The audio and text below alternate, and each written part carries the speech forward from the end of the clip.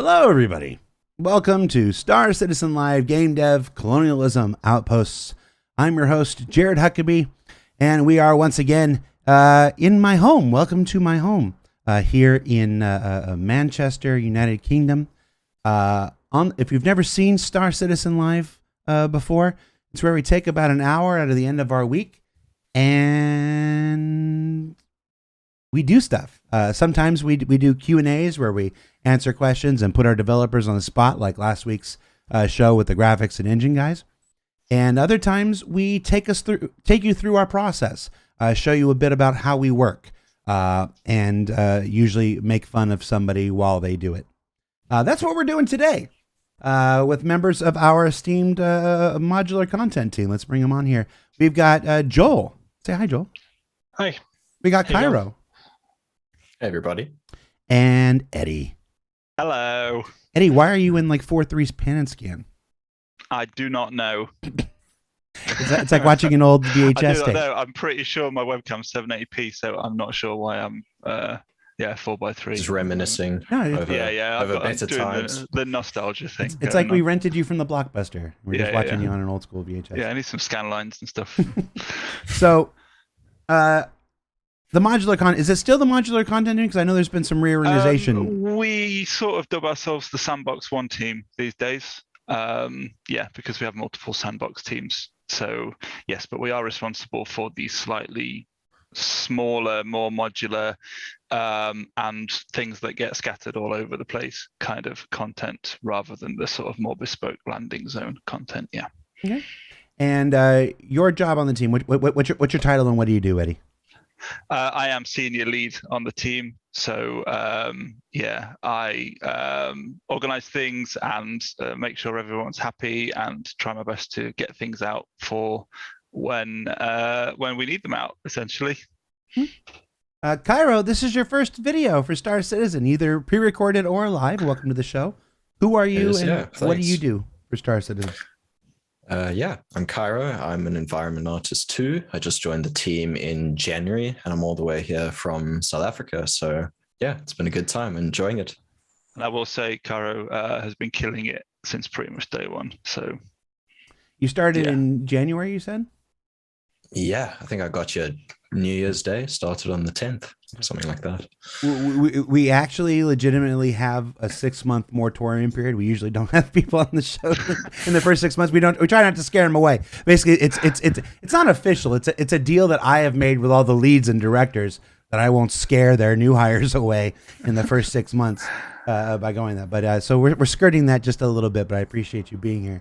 And then Joel, no stranger to Star Citizen videos, CitizenCon, ISC, SCLs before, but it's somebody's first show. So who are you? What do you do for Star Citizen? Yeah, I'm Joel. I'm a senior environment artist too on the Sandbox 1 team, and I just do the art and I do level setup and I just do the art. With others. Yeah, just do the art. That's simple. I mean, slightly downplaying Joel's role there, I would say. But, he's a modest guy. What can I say? All right. So this is a game dev show this week where we're going to showcase some process. Eddie, why don't you tee us up? What are we doing today? So we're going to have a look at something we've been sort of working on in parallel with the Colonial Outpost, which is ruined versions of the Colonial Outpost. The Colonial Outposts have been around in lore for a long time in terms of like the age of a lot of the systems that we're looking at, because these are sort of ideally the sort of first explorers into the sort of systems. It's that when we say colonialism, it's the sort of first intrepid explorers, the frontiersmen who've come in. So obviously we wanted to have a look at some sort of smaller ruined versions of these at the same time as looking at the more complete ones that everyone sort of saw in CitizenCon last year. So Joel and Cairo have been sort of forming a little strike team to look at these, and we're going to go through today and build what we'd call a module. So most of these are sort of built as sort of individual modules that then can there that then sort of combined into sort of locations by sort of using them in different combinations of things. Each module has basically a foundation, which is what you're looking at now, and that foundation is quite bare bones. And then we add an overlay to that module, which gives that module its theme. And today we're going to look at what we're calling an occupied module. So the first version of these, there'll be two. There'll be sort of just a ruined, which is kind of the default overlay theme, and then we've also got some a bit more occupied, as if the idea is as if there's some bad guys or whatever who've sort of just using this area, this ruin, as sort of a temporary sort of forward operating base, or maybe there's been a heist and they've come back here to sort of just regroup before the next one. A little hideouty kind of vibe. Yeah. Okay. Well, Joel, we've got your screen up on the show now. So you can go ahead if you want to take it away. We do have the first question from the chat already. Just looking at your toolbar at the top, what the hell's wrong with you? So this is just a carryover from too many viruses on Internet Explorer. The Ask Jeeves toolbar and stuff. No, I'm a glutton for punishment. These are just some handy little tools that you can use, debug albedo mode and whatnot. Love the albedo mode. I would just love handy to keep around. I can certainly talk through the toolbars if you want to get started on actually building something, Joel. You go ahead. But yeah, so basically, this is that base module that Eddie was talking about. It's bare bones, and that's for a reason, because we build on top of that, and then the stuff that we build on top of that can be swapped out for different things built on top of it. So they vary in kind of levels of complexity, like how much is hard placed in these and can't be changed. And mainly they're there for that reason. Like, we don't want that element to be changed. But because these are simple kind of locations or elements that make up a larger location, we're quite happy for a lot of it to be changed up. So we generally just keep like the footprint of what was once a building in the main pass, and then we do everything on top of it. So there's like we get some wild variations between the modules. So that's what we're looking at now. I've got like a little kit library here, pre-ready to go, and this is generally the stuff that we've been using to kind of start dressing and building up these modules. So my first step is going to be, I need to sell some of the destruction of this module. It has been a very long time, so there is going to be elements that are just gone to time, but when things are destroyed, they often leave stuff behind. And so I'm going to just start placing some of these pieces from over here to kind of hint at that damage that's fallen off these walls. So yeah, I'm gonna just start getting some of these rubble piles. I'm just gonna grab all these because I know I'm gonna use all of them. Move it to the proper layer.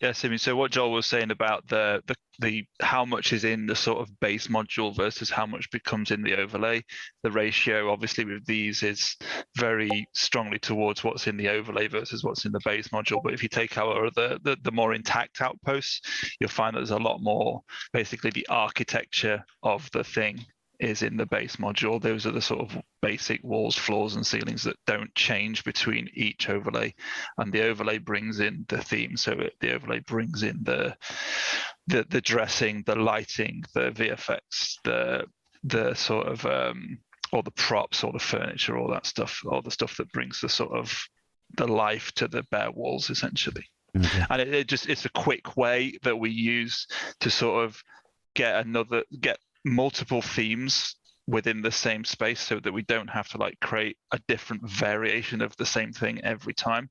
We keep the things that should stay the same between each. We don't have to like touch them after we've made the base version. We just create more and more overlays with different variations to get quick variety with things. So I'm gonna step in. I'm gonna interrupt here real quick. Whichever one of you has your Discord open, we're hearing your notifications. So I don't know who's it's coming over. Just checking. I don't think I have Discord open. I think it's Discord. You're right. It was Discord. It wasn't me, but it was definitely the Discord. Nice. All right. Continue. Yeah. So a little bit about why I'm deciding to place what I'm placing where. Generally just kind of want to hit the hierarchy of like big shapes, medium shapes, and small shapes, and kind of like feather them out. So you got these big rubble piles, and then I'm just supplementing them with some of these smaller piles, just so like the transition with the terrain is a lot nicer, and we don't just like have just large details like right at you. And these brushes are using the organic shader, which has some world aligned texture and tiling behavior. So we can scale these quite liberally, as you see me doing. Do you want to show that scaled like massive, Joel? Because it's like, so you maintain basically the texture detail no matter how big you scale these up and down. Obviously, at some point, this thing's going to get too big to be in any way believable. But yeah, it's pretty cool. So yeah, I could take what would be like a large shape and then bring it down to like a medium shape as well. It's just super handy. And these, they're quite dark at the moment. But that's just our terrain color pickup tech on the shader. Obviously there's no planet in this level, so it's just defaulting to a black value. But once we drop this down onto a planet, we'll start seeing it pick up some of the planet's colors. I think that's pretty good for now. I'm definitely going to add more, like once I start adding like some of the hard surface elements. Definitely want to add some rubble there as well. Like the wind's kind of like blown it and it's kind of pulled and collected near these elements. Maybe something in this corner as well.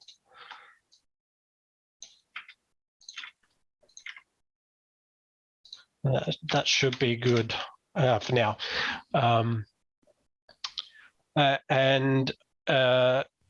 It's the next part I want to look at is getting some interest and breakup on the structure itself.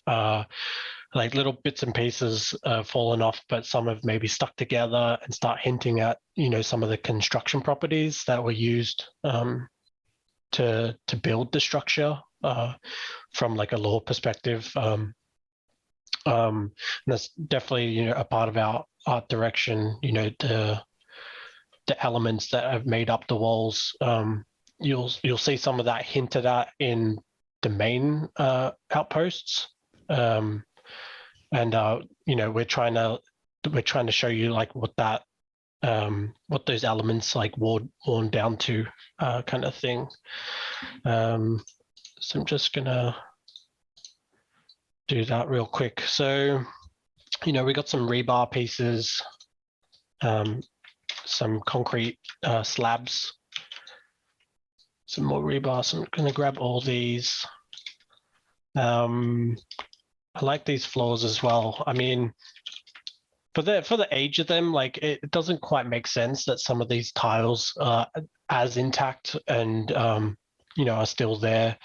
But I think it's a term used the other day, Eddie, like the rule of cool. Like Rule of cool. It just looks cool. It adds some visual interest to the ground. Yeah. So not just walking on like the fresh terrain with the wall jutting out of it. I mean, we always play this game with the environment. A lot of the time, it's like, yes, we want to make everything realistic. We want to make everything feel believable, and the player kind of needs those familiar, like, landmarks to be able to say, "Oh, I recognize what this thing once was," but you can push that thing too far into the realism side. Oh, this, physically wouldn't be able to happen. This technically wouldn't be able to happen because this thing. But ultimately, like, you've got to sort of find those compromises a lot of the time with stuff. You see it all the time. Like, well, that's fine. Maybe it wouldn't happen in reality, but is it fun? Does it look cool? Then maybe we'll sort of make that. You know what I mean? There is the rule of cool, as we call it, quite a lot. Ian likes to use it a lot. When we're talking about the art direction side of things, like, at some point you just have to do, well, that's cool, so we're going to keep it in because it makes sense. There's the rule of cool, and then there's also the how you balance between this is supposed to be 930 years in the future versus things that are going to be recognizable to players today. And it's like somebody can go to Spectrum and make an argument about how whatever floor tiling like this, should be indestructible 900, almost a millennium in the future. Like, it shouldn't decay like this and stuff like that. But you have to make things that connect to the people today. Yeah, and our whole sort of vibe with all of the sort of more rustic stuff that we've been doing for a little while now on our team is like, there is always that kind of like sci-fi element to everything. There is always that kind of like, oh yeah, I don't recognize this, it's a little, but then if you don't like intersperse are familiar with all that, it just ends up feeling like a fantasy game, and that's not what we're making. We want to make something that is feel grounded, it does feel real to the player, the player today. So yeah, and exactly, it needs to be sort of at least somewhat recognized. There needs to be these little landmarks everywhere, like, oh well, and ultimately, like, a bathtub's still going to be a bathtub. A lamppost is still going to be a door is still going to be a door, because humans are built in certain ways and they like certain things. And even in like however many thousands of years, that stuff's not going to change too much. One of my favorites is always trying to figure out how language changes in 1,000 years.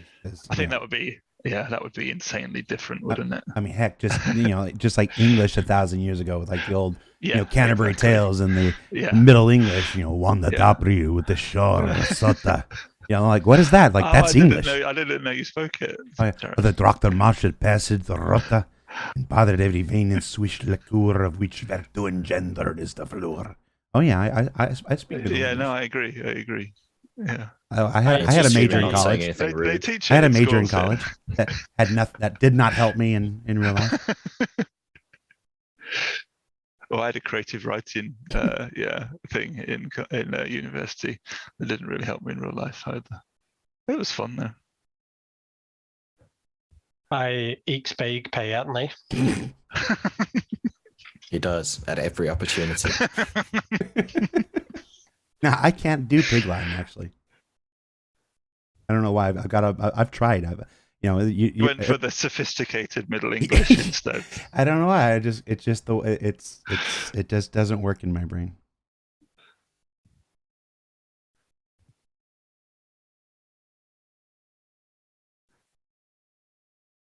So it's this kind of stuff, this kind of bedding in, and this kind of like attention to detail that separates the sort of, it's really important in a game. It pushes everything that stage further. It's just that attention to detail after you've got the big shapes sorted out. It makes a huge difference to things. So glad we're still using rebar. 1,000 years. It's a plasteel composite something. Whatever. Of course, yeah.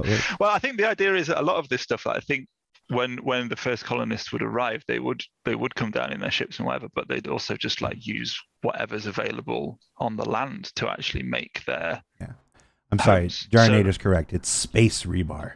Space rebar, exactly. Very, very different. Yeah, they would and stuff.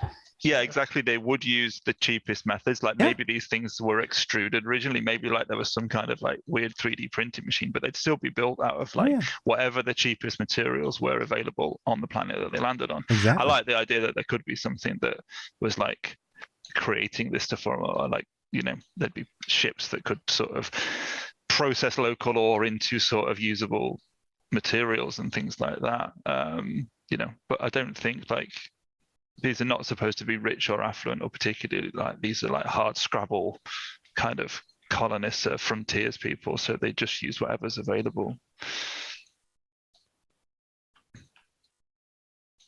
So I'm going to use these big pieces as well, because some of these like scatter assets, they can get quite like high frequency, and it's good to have like some visual rest now and then. So I like to use these pieces just to sit on top of them to knock down the frequency a bit, and I'm also going to use some of the small bits to supplement some of these like rebar, like, it's in the process of falling down and it just hasn't quite detached from the rebar yet. It will start breaking up some of these surfaces. And it's a super good example of, well, the whole scene's coming together, but like primary, secondary, tertiary reads is something else we also talk about a lot in environment art. You've got to get those big forms in first and make sure that those look good and are right before you really concentrate on the sort of secondary and tertiary. But they're all equally important to that final read. It's just about how they're distributed and the ratios of each.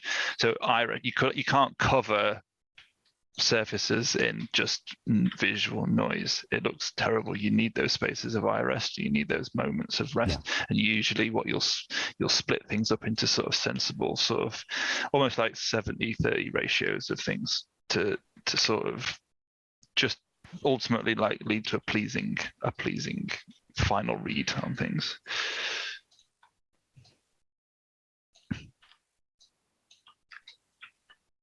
Yeah, and it's not so much about like, it's not just the geometry as well, like, because these are old locations, like there's a lot of wear and on the material side of things as well. So it's a combination of the geometry frequency, but it's also the frequency of the textures and the environment it's going to be sitting on. So we'll see in a bit, like popping this down on planet. It's good to work in these construct levels, but like as soon as you can, you need to start seeing it in situation. Yeah. So you can really validate like the experience with like all the other disciplines kind of involved. Because art's just one piece of the puzzle at the end of the day. Yeah. We can show you some of the sort of little physics stuff we've been looking at as well, and just it's not even really, I wouldn't even call it like puzzles in the traditional sense. It's just more like things we can add to the environment to make it feel and behave a little more dynamically as well, because things like movement and stuff like that are also really important to bring in an environment to life. And obviously, like Joel said, we're building out of context with where the final actual placement on a planet is going to be right now. So that's something you also have to have in the back of your mind while you're building something like this, is like, I'm also going to be introducing like a whole bunch of trees and rocks and landscape into the read of the scene as a whole at some point as well. Joel, there's some conversation in the chat about where your accent originates. Do you want to reveal that? I do. I'm from Australia. Melbourne, Australia. Melbourne. Or Australia. Australia. And honestly, gradually, Joel's been introducing all of the Australian slang to the team, to the point where we now use it regularly, and people look at us strangely when we use it. We've got a good quota of Australian guys on the team, actually. Do gradually taking over. Yep. We've got studios in 5 studios in 4 countries around the world, but the international nature of our development team cannot be understated. So you go to those studios, and then you find people from all over. Oh yeah, no, absolutely. The place who have been brought in. Like we'll take the talent from wherever we can get it. And Joel. Oh. And me.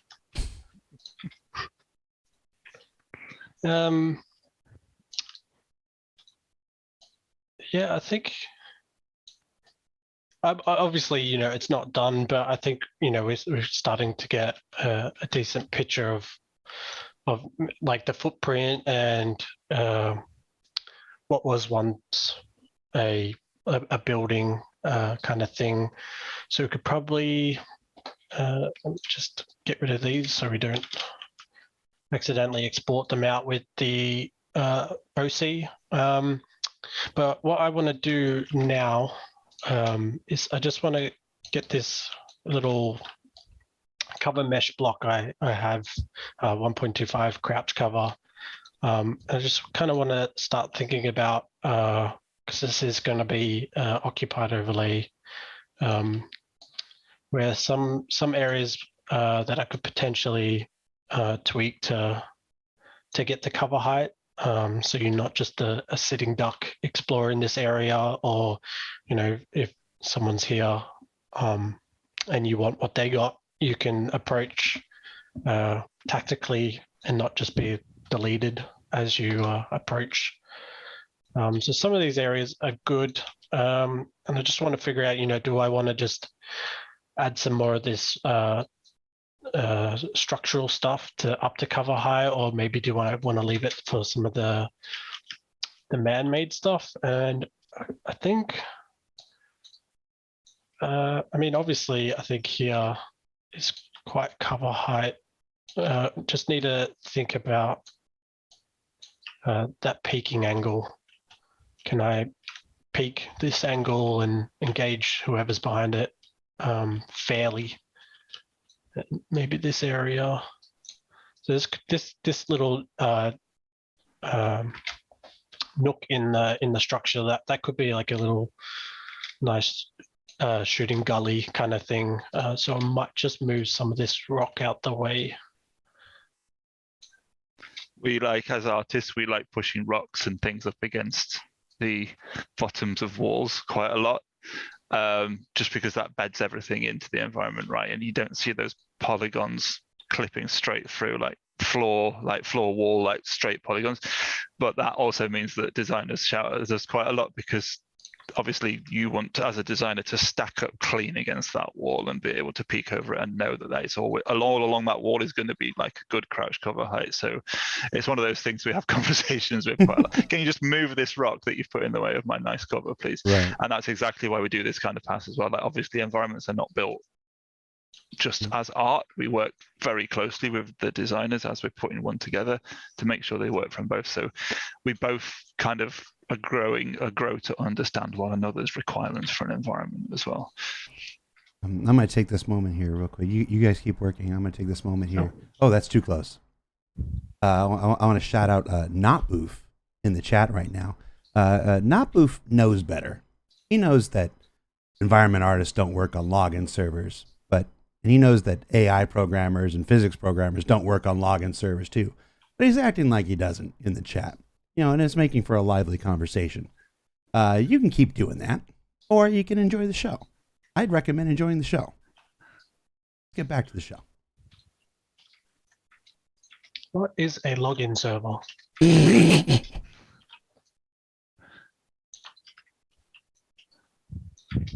We only speak in terms of rocks and polycounts.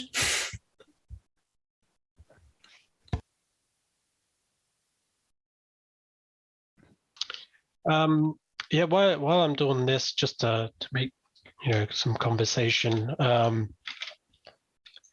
So, you know, obviously dressing, building up the location and dressing, it's like kind of one of the last hurdles of the location. But you know, as we're starting, you know, a location like this, we obviously do the usual, you know, white box, gray box, pipeline, and stuff like that.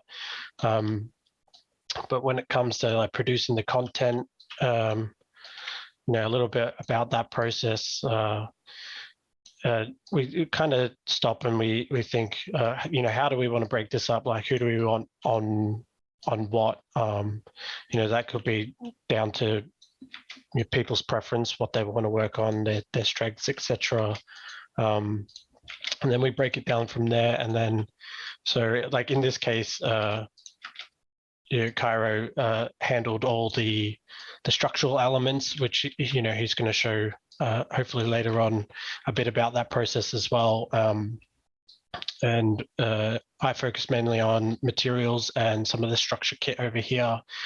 But as we're working, it's constant communication. Like, oh, hey, could I get this kind of asset? Because at the end of the day, we're trying to make a content kit that a lot of different disciplines and people can get in and start building these locations. Maybe this part might be a bit too meta, but definitely like placing down the locations and stuff like that. So it's important that the content is robust and it works well for everyone. So that constant communication is great. It's an entire skill in itself. Yeah. Absolutely. Just to, because you're like, it's like building with Lego, but you've also got to decide what shape and form all the bricks take as well. From the get-go as well. So it's about constant, particularly at the start when you're whiteboxing, you're basically just throwing in loads of shapes in quite a broad kind of sense. And then it's about breaking those shapes down into sensible things that can be combined and recombined in different ways. And then it's about figuring out like the final look of all those things and making them all sit together as a kit at the same time as then building the actual locations themselves. So yeah, it's quite a long process actually, especially when you're starting with nothing. You might just be starting with some concept art, and sometimes that's quite loose concept art. To then break that whole thing down into like usable kits and stuff is quite a long job. Yeah, I think we had you had Fred on last time, who was going over some of the concept art for this. Maybe last time or the time before that. Oh gosh, it's hard to remember. You do too many of these. No one can blame me. We do a lot of these. I've also been. I'm also coming off. Too many, a lot. Well, can't have too many of these. The fever that started during last week's show turned into like one of the worst colds of my life for the last week. I'm just coming out of it now. 2 days ago, we were thinking we were going to have to cancel the show because my voice sounded like Deckard Cain, Diablo. Stay a while and listen. But a fever broke yesterday, which was nice.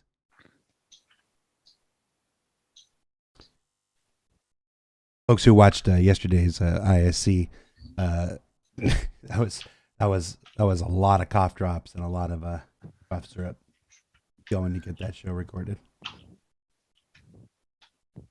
Still not as bad as CitizenCon 2019. When we had to do that, the whole 10 hours on the stage and sent out a volunteer for cough medication. He came back with a bottle of stuff, and I took a couple sips. I'm like, oh yeah, this will work. Go get me more. And he comes back with a bunch of bottles, and it was about halfway through the show. We're about 5 hours into the show at this point during the cosplay contest, and I'm starting to get a little wobbly, and I'm like, am I lit? And I look at the bottle, and it's got alcohol in it, and I'm like, oh, I've been pre-gaming the entire show, haven't I? But then I got like the last hour of CitizenCon in 2019. I was like super paranoid that consummate professional that I was just like, does everybody know? Does everybody know I'm just borderline drunk at this point because of the coffee? Maybe we're not supposed to be admitting those things, but. So important bit here, like validation from a first person point of view, like super important.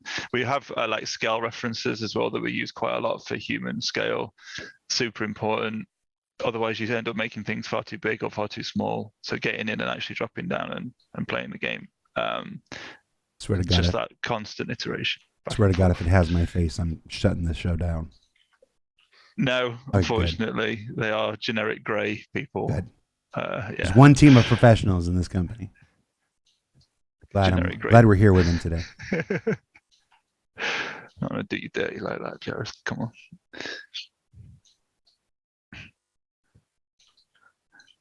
Yeah, just finding any clipping issues as well, like jumping into game, making sure I got the scale, because it's one thing, zooming up here like a demigod, but it's a completely different story at human height. So want to make sure the ratio, like the size of these rubble piles, they're not too big. They're believable, because if they were any bigger, they'd be actual pieces of the wall kind of thing. And I think this is a good base. So if this was unoccupied, this would probably be where it's at. We'd work with design to add some loot crates, potentially other interactable spots, etc. But it would be fairly unoccupied. It's been gone for a long time, and you're probably the first to stumble across it in quite some time. But as we said, we're going to make an occupied overlay. So the premise of that is a certain type of NPC is come along, and they're kind of hunkering down here. Maybe they're hiding from their lore, and they kind of want to set up shop somewhere that's defensible, with kind of minimum requirements of materials, or explorers who have kind of making camp here. So the occupied is kind of like a broad spectrum. It doesn't always have to mean a hostile encounter. No. It could, as I said, like an explorer is just I've been trekking, I'm going to pop a sleeping bag down here and have a little kip under the stars. But I think we'll go with maybe a combat encounter for this one, just because it'll be cool. And I think that makes a lot more use of this kit, where they've kind of salvaged some scrap parts from around the planet. They've some of the metal elements that were once in the outpost, they've kind of retrofitted into like some sheets and to use as cover or makeshift structures kind of thing. So I'm just going to grab a couple of these, and I think I'm going to start blocking out some of those cover areas I was talking about before. Okay. And even with the pure ruined ones, you'd still see some of this stuff. We want to build up layers of history. It's not like a single thing happened to this outpost that caused it to collapse and that's how it's been left. Maybe like 50 years ago, someone came in for a while and then left again. So it's about building up some layers to the sort of story of the location as well, and not just being a bit like one note about it all. It's seen some shit. Yeah. You've also got about 20 minutes left. 20 minutes. Yeah. I know, mate. I was just looking at the clock. Oh, I'm going to start speed modeling. Yeah, and to answer, there's some chat going on about the frame rate you're seeing. This is because we're all in 4 distinct locations and we're screen sharing over Zoom. Zoom has basically 2 screen sharing modes. One where it's high frame rate but it's low picture quality, and one where it's a slightly lower frame rate but it gives you a higher picture quality. And in the testing we were doing before the show, we opted to maintain the higher picture quality at the lower frame rate. So that's what you're seeing. You can see it only really suffers when he's actually moving the camera around. Yeah. It's moving fine for Joel on his end. Yeah. This is just the Zoom when transition. you're scaling stuff and rotating stuff, you're fine really on Zoom.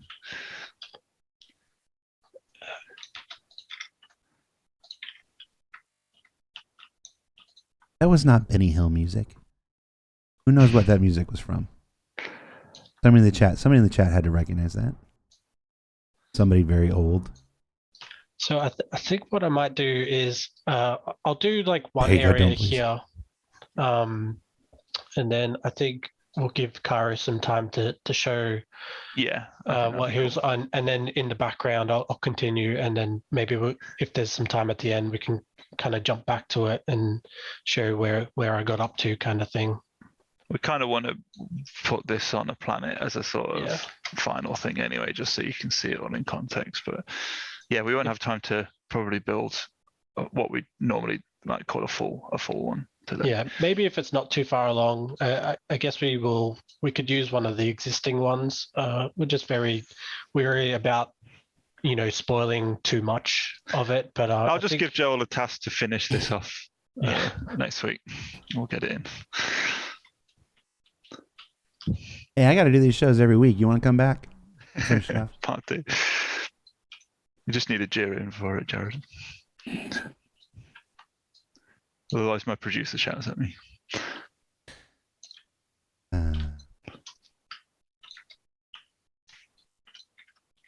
Maybe we need the pressure of a Twitch audience for everything we do. I think maybe we'd get stuff done a bit quicker. That has not been my experience. Besides, we need all those devs dedicated to bed sheet deformation. Very true.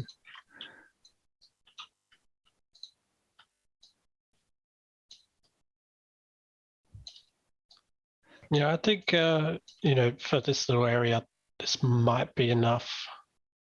Have we got terrain modifiers in this already, Joel? Oh, we do. Yes. Yes. Oh, we do. Oh, that's nice. I did a pass beforehand. Good. Because obviously we're building on a flat surface right now, but when we get it onto the planet, no planet's a flat surface, so we have the terrain modification volumes, which will give us a nice flat. It'll deform the verts of the terrain event essentially to give us a nice flat place to put this on.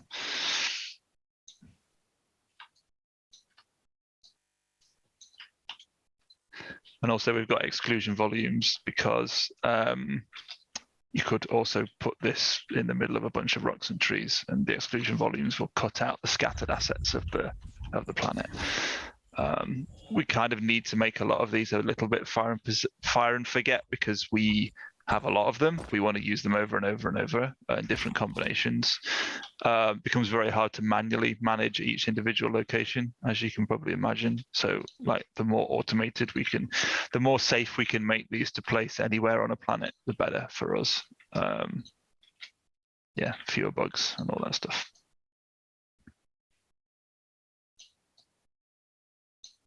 Just thinking about adding some side cover here.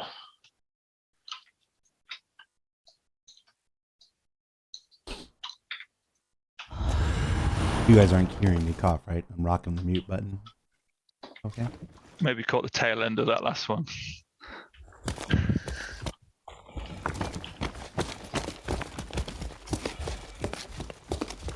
That seems about right. So that would be, it doesn't need to be much more than that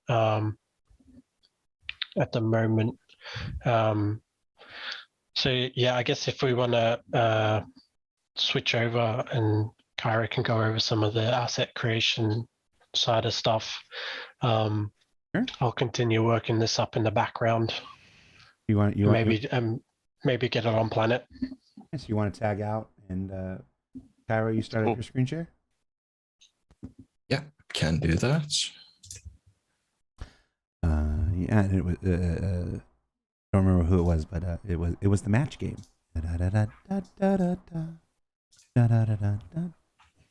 Cool. I recognize the what I'm music. seeing. Yeah. Right. Cool. So now we'll switch to Cairo's the screen share. So Joel was talking a little bit about earlier at the beginning of when he was building a scene of those sort of bare bones stripped back structures that we're making that we then, build our kits on top of and sort of supplement and add secondary and tertiary details to. So I'm just going to demonstrate with our Houdini tool how we would go about making one of those structures and also introducing some damage for that and how we do that in a procedural way so that we can knock out quite a few of these and get them done in a relatively short time frame.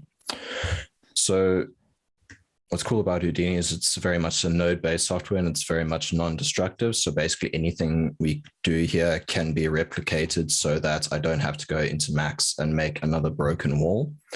So you can either, for this tool, you can give it a mesh input, and then that's going to be what's going to be damaged and deformed, or you can give it a profile input, which is what we're going to do in this case. So I think this is the one. So this is the pretty recognizable profile of the buildings that we have for the colonialism outpost. Probably would have been seen in CitizenCon on Pyro. So now we're going to take this wall and we're going to just mess it up a little bit.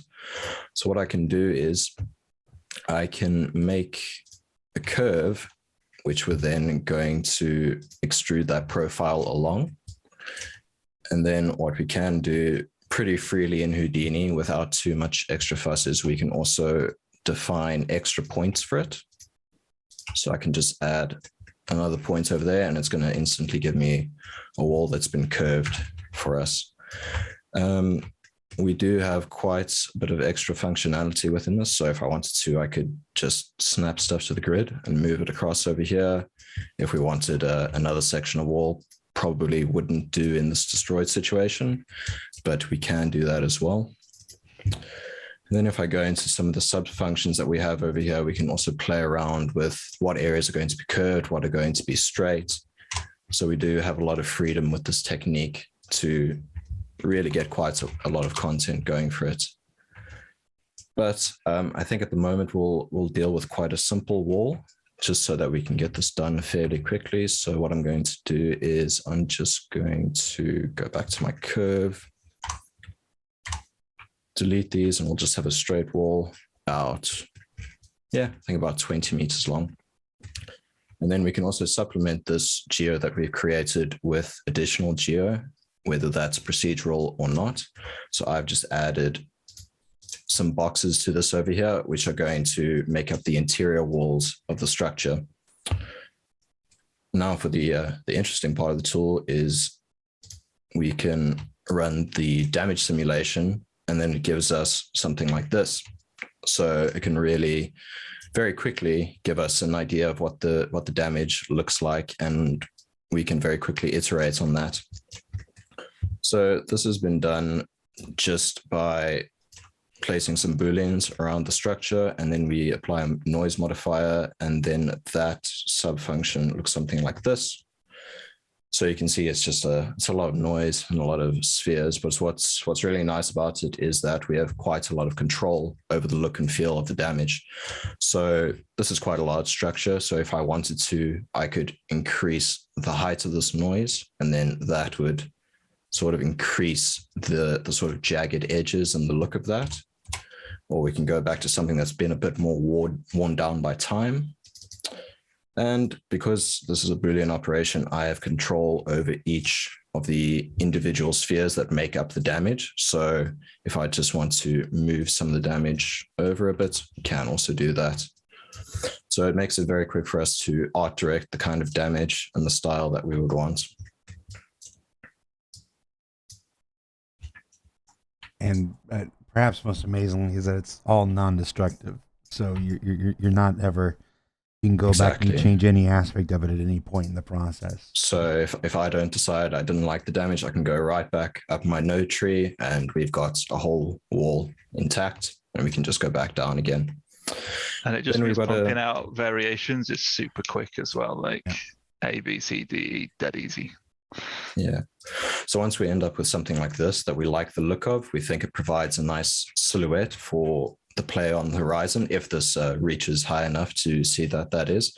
Obviously, this is a little bit more built up and less run down than the one that Joel was demonstrating, but we have quite a nice variety of those.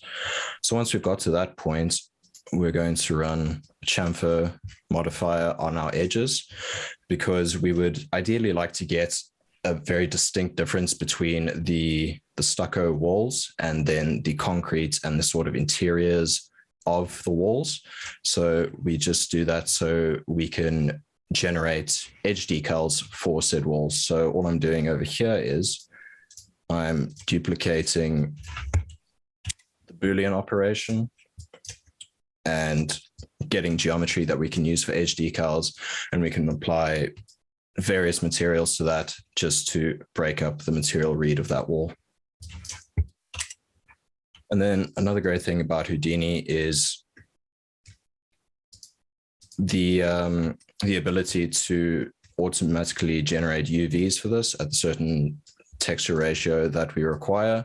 So it might not get you all the way, but it gets you definitely, I'd say, about 90% of the way. And this is basically ready for us to throw into 3ds Max and get into Engine and see how it feels and plays.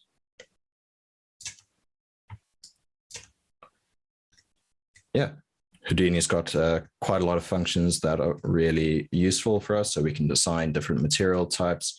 We can split it into various different FBXs or 3D files. And yeah, it's very useful. And as we said, so now we've now generated this wall with one input, but I've now decided I would like to go back to this mesh generated in Max. All I have to do is I have to plug this into the Boolean operation, and then it's going to inherit that damage. Now, it's not as bespoke as the other wall because it's not been tailored to the specific mesh, but all we have to do is then go in and just have a bit of a play around, move these spheres around. And you can really end up with anything that you want. So this was pretty much the process that we used to generate all of the base structures for the Derelict Outposts. And that's part of the kit that we built up and that Joel started to use with. And it just meant we could essentially take a load of the meshes we'd already made for the outposts and just run them through Houdini to create destroyed variants of them that quick. Yeah. Yep. And then with new tech, with new tools like Mighty Bridge, you don't even, as it comes online, we're not using it here in this example, but eventually you won't even have to go between the two programs. At some point, yeah, hopefully this could all be an editor, yeah.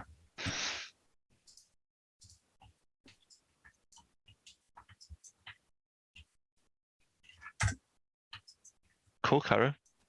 How much time do we have left, Jared? Well, you got about 9 minutes. 9 minutes.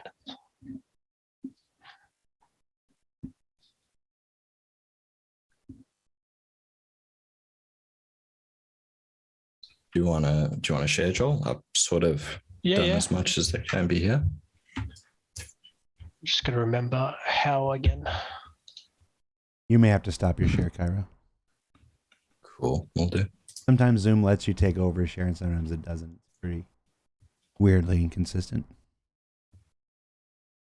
Can I give a shout out? Because Jared, is that all right? Yeah. My boys, my sons are watching downstairs on the Twitch stream, so I said I'd give them a shout out. So Dexter, Felix, shout out. There you go. And to a freak sheep, as we discussed earlier today, the frame rate is because we're screen sharing over Zoom at high picture quality and low frame rate in order to maintain the high picture quality, because we're not all in the same place. So what you're seeing is frame rate is not the program as it's being used by Joel or Cairo. What you're seeing is Zoom crushing it down. I'll leave the FPS counter up here if you like, just so you know we're solid faking 60. So here I am on Stanton 2B Daymar. I've gone ahead and I've placed, that base module down. I only got like a little bit more work done on the structure stuff, so it won't look terribly too different. But a couple of things, I wanted to highlight. One of the first things is the terrain entity that's going to get rid of some of these unwanted large structures, as well as the smoothing volume. So we don't always have to find ideal flat spots anymore. We could have a structure up here silhouetting on the sky, etc. And those two systems just basically mean that when scouting for locations, we just find somewhere that looks cool now, and obviously we don't want to go too overboard with the smoothing volume, because we're going to start ruining the behavior of the planet, and it's going to look a bit unnatural. But they still don't work well on like cliff edges or like super steep slopes. But so hopefully, if I bring back the OC that I placed, you can see I got rid of that big rock. We've got all those elements placed down on planet. See all the rock assets are blending much better now. Yeah, so all those ones that are black in the construction level are now picking up the tint of the biome that they're on, essentially. blend really nicely. Oh, sorry, I'm moving too quick. I keep forgetting about the. So I'll move No, it's all slow. Yeah, so I guess at this point it would be about finding errors, brushes that aren't meant to be there. I think I completely forgot to put one of the brushes on the correct layer, so I can quickly fix that if I release that OC to be overwritten, and then I'm just gonna update it real quick. I did that in a separate editor. So yeah, now it's back. It's just I had to delete the OC because it locks it for writing if it's been referenced in a different level, just so you can't mess anything up. We use multiple editors all the time because we have our construction levels, we have the levels with the context in. We maybe even have 3 or 4 editors open at once because we deal with like these hierarchies of locations. Yeah. So I guess like from here, what I would do is I kind of identify areas that I kind of want to work up a bit more. I think areas here could use a bit more feathering into the terrain. Like this area works well. Just trying to see if I could get more of this around here. I think the rubble piles are good. Maybe I'd introduce some more to kind of insinuate a wall that was there, but it's no longer there. So kind of just tracing out like the outline of a building with some of these rubble piles. And then start implementing some of the traversal mechanics, vaulting, ledge grabs and stuff, so you could get up here. Get some AI in as well. Yeah, might send this over to design, say, hey, have you got any ideas of maybe where we could hide some loot, that kind of thing. And then it would just be like working it up a bit, like slowly but surely over time. Like you don't have to commit to anything. Like I could put this in here and like now I've got it in here. It just feels kind of awkward on the silhouette, but I could either remedy that by filling it out. Like I think maybe what would be good is if I added another platform over here. Maybe get some verticals in as well. And then maybe you've got to jump over here or something like that, or use a tractor beam to kind of makeshift the bridge using some of the metal sheets that are lying around. Just that kind of thing. And then once all those foundations are there, like other elements that are currently there, do they feel good? Are they fun, kind of thing? And then you'd kind of go in and start polishing things, like cleaning up clipping and putting like the bells and whistles on everything, really. Get some movement in as well. I think you'd want to start adding some soft X. We've got some physicalized cloth and stuff that uses the wind from the planet. So adding that is always a win because it just adds that sort of life and movement to the scene. There's a question in the chat. Is this considered one entity or multiple entities within the object container system? I guess this is made up of 2 object containers right now. You've got your base object container and then the overlay object container that sits on top of that. So at the moment, this is 2 entities. But those object containers will also contain entities themselves. So the object containers, lights are entities, cover markup is entities, fog volumes are entities, softy X's are like everything's, lots of stuff are entities within the OCs Props, as well. VFX, all of that. Yeah. Anything that's basically dynamic and isn't just a static brush is an entity of some kind. We've basically made all of this out of just static geometry right now, so that's just static. I mean, even that's a type of entity if you want to get technical about it. But it's a difference basically between anything that's generally dynamic or interactable is what we'd call an entity. The OCs are entities themselves, but again, OCs are really just entities that contain other entities. Like we deal a lot with hierarchies. I don't know if you can tell. Oh, you died. Is that where we end it? And that's the end of the show.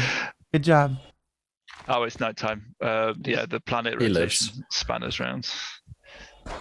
But like, just like we've built something within the space of an hour that's actually a pretty cool little thing that you could easily come across just on your travels, and maybe it's populated with a bit of AI. Maybe you find a little bit of loot. This is the kind of thing. Maybe there's a combination of 5 or 6 of these types of modules in one area, so that you have a little sort of just encounter that you can easily come across. Yeah. You know? Yeah, he spun the planet so fast to knock himself over. I mean, once we have like the kits and the sort of assets and stuff, because that is usually the thing that takes the most amount of time, is the asset work. Actually, sort of world building and set dressing, like Joel's been doing here, is actually is really fun and doesn't take as much time as actually putting the sort of kits together in the first place. What is that? Oh, is that a geyser? What is that? I don't know. And with that, Mike, the VFX principal is going to shout at us now for zooming in on that. Nope. That'll be a mystery. That'll be a mystery. We won't reveal that today. That's it, everybody. You did it. Congratulations, Cairo. You've done your first video for Star Citizen. How did it feel? Yeah, good. I enjoyed it. Thanks for having us again. It's not so bad. It always feels more anxiety-inducing than it ever actually is. Joel, Cairo, Eddie, thank you for taking time out of the end of your week to hang out with us. If you haven't checked it out already, check out Inside Star Citizen from yesterday. It's a full sprint report episode with updates from development teams all across the world. Remember that Invictus launch week starts next week. You can go to the robertspaceindustries.com website and find out more details about that. It's one of the biggest events of the year. Yes, it is coming to the Planet Crusader this year for the first time. So who knows what else that enables and leads to. We'll have to find out. And then the next 2 weeks of ISC are all Invictus Launch Week related. We'll be exploring some of the new ships and vehicles that are coming to the Star Citizen universe throughout the event. Some that you're familiar with, some that you're probably not supposed to be familiar with, but you are because you read certain subreddits, and maybe one or two that it's a complete surprise. Who knows? I don't know what you do with your time. Maybe the whole thing's going to be a surprise. So tune in for that, and then we'll be right back here next Friday with the AI team. We got members of the AI content feature and tech teams on. We've been talking about their work quite a bit lately inside Star Citizen, and they'll be here to answer your questions. Look out for the question gathering thread that goes up usually on Mondays for that if you want to submit your questions. Jared, can you adopt me? No. I don't even have like super formal residency here in the UK right now. I'm just here on a visa, so that would be a lot of paperwork. Just not going to happen. All right, everybody, take care. See you next week. Thanks, Jared. Bye, everybody. Thanks, Bye, all. everyone. Bye, all. What was that thing? I'm gonna go. No idea. I'm gonna suss it out now. I think it was just some weird VFX in the weird planetary like wind VFX. Yeah, it's like a little serpent in the sky. I don't know. I don't want it. Didn't look super glitchy. At least it sort of looked like it was supposed to be. Yeah, there. but now we've like. Oh, Well, do you know what I've left the stream on. Do you know what The it is? stream's still on, but they can't see it, so they're just being tortured right now with our discussion of it. They can't see it. What is it? Oh, but they can hear us, right? They can hear us, but they can't see us. I mean, Oh God, what's super that? cool. Ah! what? Oh, wow! That's the coolest thing. That is the that's most I did not amazing expect it to be that that. has ever happened Wow. in this game. Oh my God! I didn't even I'm know that was in surprised. yet. Wow.